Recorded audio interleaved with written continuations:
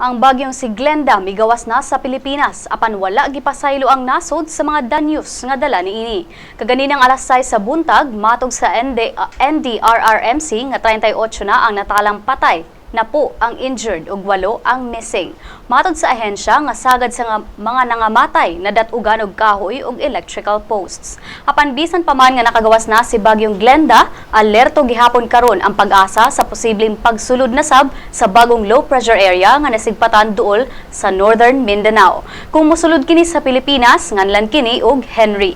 Atong kumustahon ang kahimtang sa atong panahon gikan ni Netherlands sa letrero sa Pag-asa Mactan. Netherlands.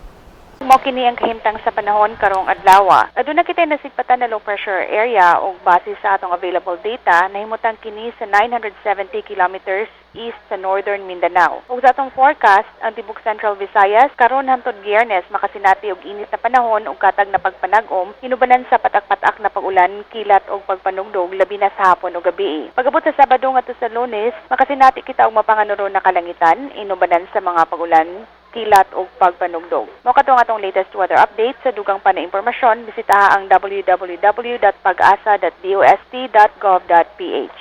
Kini si Ned sa letrero, daghang salamat.